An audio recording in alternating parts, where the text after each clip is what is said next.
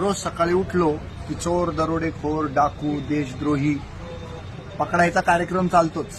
मी म्हणजे उंदराचा जसा पिंजरा असतो ना, तसा पिंजरा आहे मी. रोज तो पिंजरा लावला जातो, कोणीतरी त्याच्यात अडक. हे नाशिक लेवलला, मुंबई, पुणे, राज्य पातळीवर रोजचंच काम सुरू आहे. पण आजच्या संध्याकाळी आरटीओ मधला तो नितीन आहिरे नावाचा हरामखोर आरटीओ गुजरातच्या सीमा भागामध्ये, म्हणजे ती जी सीमावरती तो नाका आहे जिथे हे बेकायदा वसुली करतात प्रत्येक वाहनधारकाकडनं, तसे भुरटे चोर, भुरटे कशाचे चांगले 20-20, 25-25 लाख रुपये रोज कमवतात तिथे ते. त्याच्यातला हा हरामखोर आज भेटला. एसीबी ट्रॅप झाला औरंगाबादवरनं. नाशिक एसीबीला काहीच मिळालं नाही. नाशिककरांनी प्रश्नचिन्ह उभं केल्यावर का एसीबी नाशिकच्या समोर, कारण लोक म्हणतात बरं का यांचे बहुतेक तिथं हप्ती चालू असतील. म्हणजे आता एसीबी पण किती बदनाम येते बघा. हे जनता म्हणते बरं का, मी म्हणतो पण मनातल्या मनात, असं मला डायरेक्ट म्हणण्याचं अलाउड नाहीये, कारण ते डिफेमेशन वगैरे वगैरे घंटा मी त्याला काही मानत नाही, पण ते बोललं पाहिजे त्याच्यावर पण. तर संध्याकाळ होता होता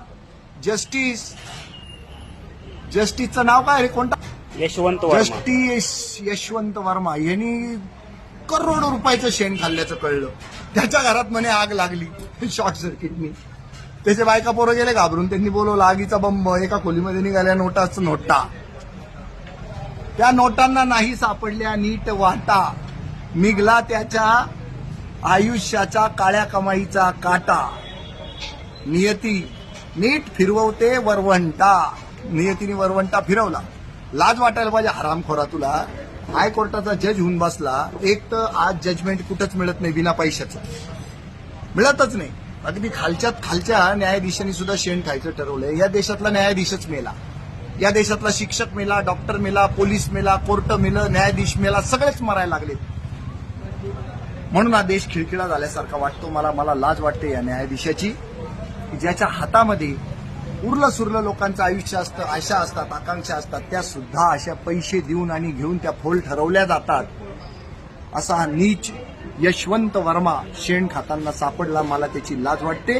एकंदरीतच मला या सगळ्या सत्ताधाऱ्यांची आणि विरोधकांची, राज्यसभा आणि लोकसभा, खाली प्रत्येक राज्याची विधानसभा आणि विधान परिषद, आणि त्यातले सगळे आमदार, वरचे सगळे खासदार, ज्या हरामखोरांच्या हातात आम्ही सत्ता दिली, या संविधानाच्या माध्यमातून त्यांना हा देश सांभाळायला लावला, तर देश सांभाळणारा चोर निघाला. तळं राखील तो पाणी चाखील म्हणतात, हे तळेच्या तळे गायब करून राहिले.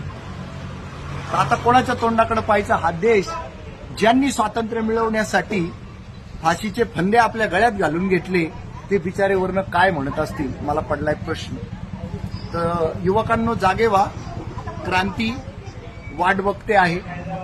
क्रांती करावीच लागणार आहे, कारण तुमचं काम बिना पैशाचं कुठंच होत नाही. चोऱ्या, लांड्या, लबाड्या सर्वत्र सुरू आहेत. लुटपाट सर्वत्र सुरू आहे. महागाई, बेरोजगारी हे तर 5वीलाच पुजलंय. जो तो जसा तसा सपाटून खातोय. बघा काही करता आलं तर बघा.